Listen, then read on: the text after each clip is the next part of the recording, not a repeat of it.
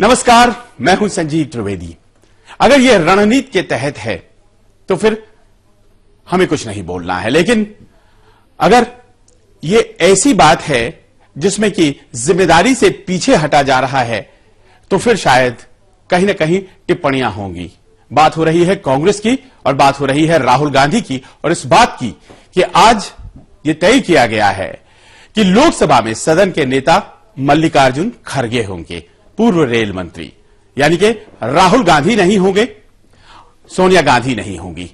उम्मीद यही की जा रही थी कि प्रतिपक्ष के नेता राहुल गांधी होंगे अगर मौका मिलता है। हालांकि उतने सांसद आए नहीं हैं, लेकिन ऐसा लगता है कि कांग्रेस आलाकमान ने इस मांग को ठुकराया है और पूर्व रेल मंत्री और कर्नाटक के दिग्गज कांग्रेसी नेता मल्लिकार्जुन खड़गे को लोकसभा में कांग्रेस का नेता बनाया है।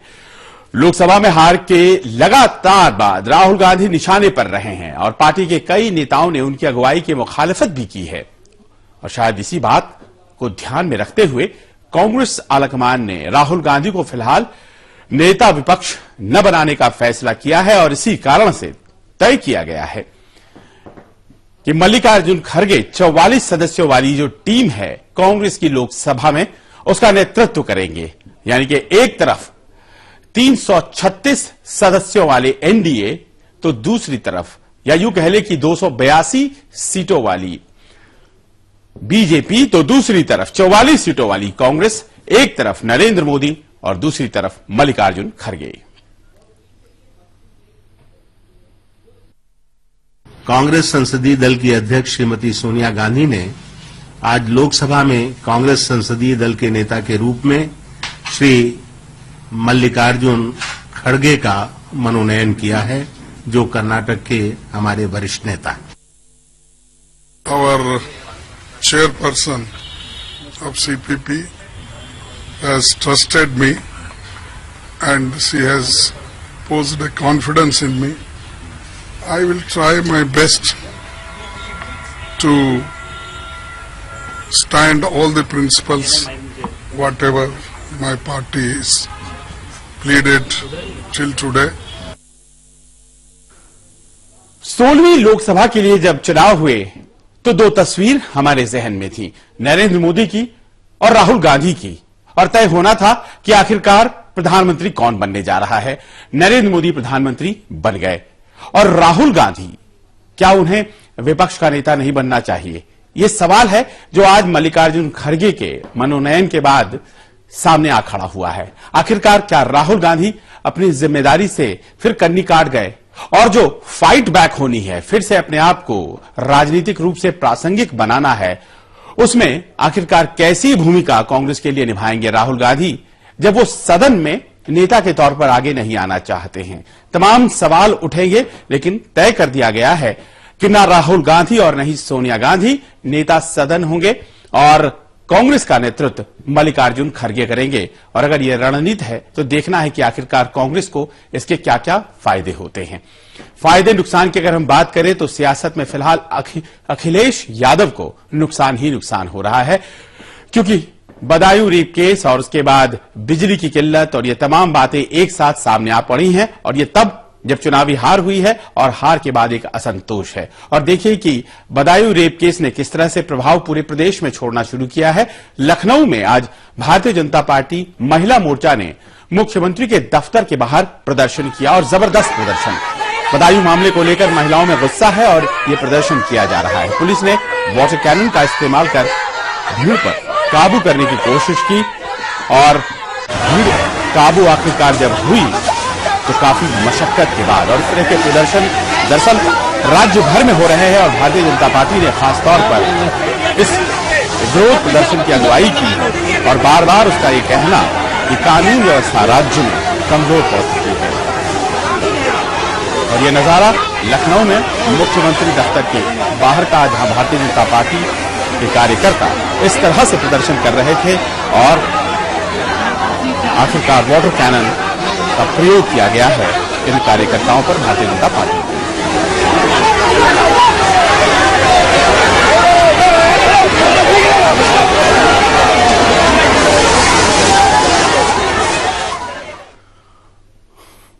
उधर बदायूं में जहां यह घटना घटी है, नेताओं के जाने का सिलसिला जारी है और आपने देखा राहुल गांधी पहुंचे, मायावती पहुंच गई, मीरा कुमार वहां जा चुकी हैं और आज केंद्रीय मंत्री रामविलास पासवान भी बदायूं पहुंचे और उन दो लड़कियों के परिजनों से उन्होंने मुलाकात की जिनकी सामूहिक बलात्कार के बाद हत्या कर दी गई।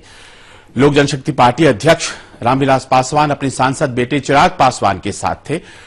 शनिवार को ही कांग्रेस उपाध्यक्ष राहुल गांधी ने भी गांव का दौरा किया था और उसके बाद जैसा कि हमने आपको बताया, बीएसपी सुप्रीमो मायावती ने भी बदायूं का दौरा किया।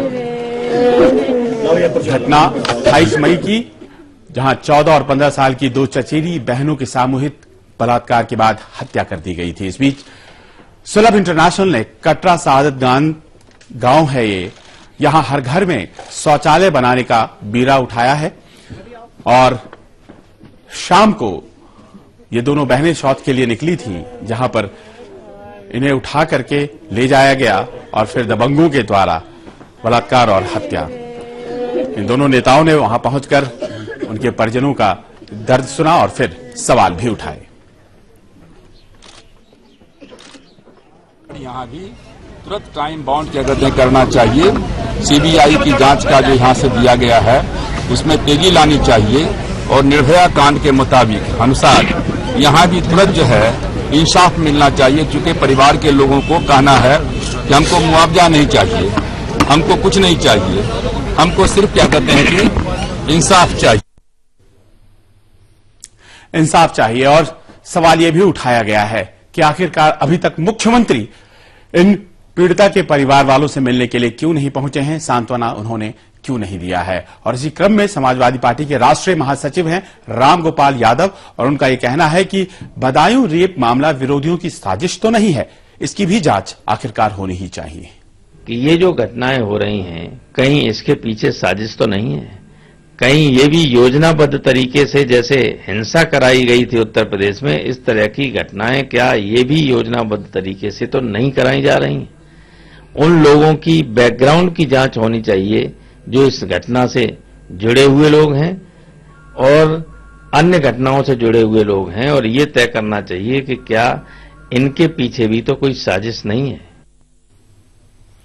इन घटनाओं के पीछे जो हैं उनमें से जो लोग पकड़े गए हैं, दो ने तो अपनी गलती स्वीकार भी कर ली है, लेकिन रामगोपाल यादव अगर इस बात को कह रहे हैं कि कहीं कोई साजिश तो नहीं है, तो शायद उस संदर्भ में जिसमें कि आज एक और घटना सामने आई है, बरेली की घटना है, जहां पर एसिड पिलाया गया और पीड़िता की जान चली गई और वो भी कहीं ना कहीं बलात्कार का मामला कुछ ऐसा ही मामला, और एक श्रृंखला हो गई है इस तरह की घटनाओं की। और जाहिर तौर पर अगर ये राजनीतिक मामला है तो फिर केंद्र और यूपी सरकार आमने सामने भी हैं।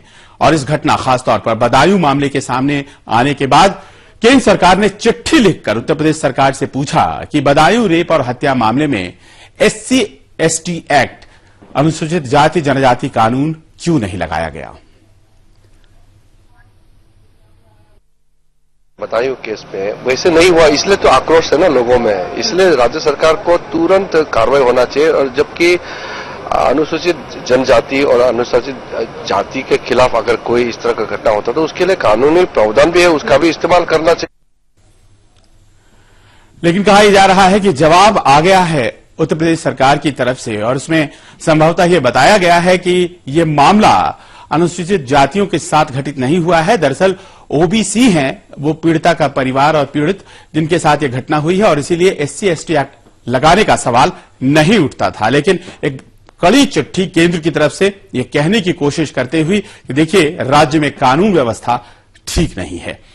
यह कहानी उत्तर प्रदेश की, लेकिन अब आपको लिए चलना पड़ेगा महाराष्ट्र, और महाराष्ट्र में लगातार तेजी से घटनाएं घटित हो रही हैं। सबसे पहले यह खबर कि राज ठाकरे ने मुख्यमंत्री पद के लिए अपनी उम्मीदवारी घोषित कर दी। ये बात हमने आपको बताई थी, लेकिन अब उद्धव ठाकरे भी पीछे नहीं रहेंगे।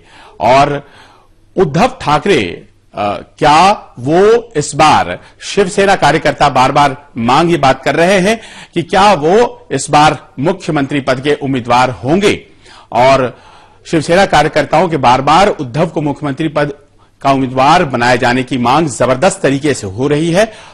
चुनाव है अक्टूबर के महीने में महाराष्ट्र में और कहा यही जा रहा है कि संभवतः उद्धव भी अपनी उम्मीदवारी ठोक सकते हैं। हालांकि इस पर फाइनल निर्णय होना है, लेकिन जिस तरह से पिछले दिनों राज ठाकरे ने अपनी दावेदारी ठोक दी और उन्होंने ये भी कहा कि वो चुनाव लड़ेंगे, क्या उद्धव ठाकरे भी चुनाव लड़ेंगे और क्या वो भी मुख्यमंत्री बनना चाहते हैं? हालांकि कहा यह जा रहा है कि भारतीय जनता पार्टी के गोपीनाथ मुंडे दरअसल सबसे ज्यादा प्रबल प्रत्याशी के तौर पर उतरना चाहेंगे।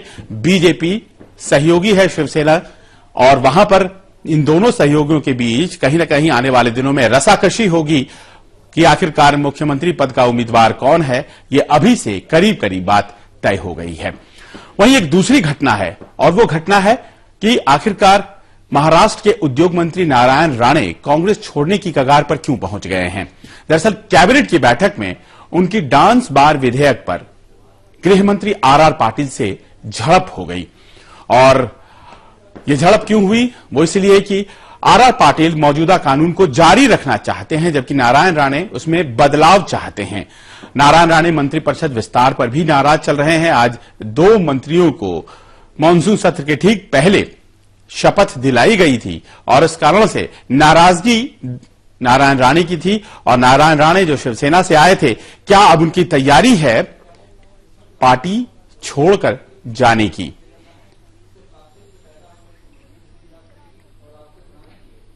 यहां हम एक विराम के लिए रुकेंगे, क्योंकि अगर नाराजगी राणे और आर पाटिल के बीच है तो फिर एक नाराजगी कांग्रेस में भी हर दिन देखने को मिल रही है। हर दिन देखने को यह बात सामने आ रही है कि राहुल गांधी पर कभी सामने से कभी प्रकारांतर से निशाने साधे जा रहे हैं, और अब राहुल अकेले नहीं हैं जिन पर निशाने साध रहे हैं। राज्यों में भी आखिरकार यह मुश्किल फैल गई है। एक छोटे से विराम के बाद बताते हैं।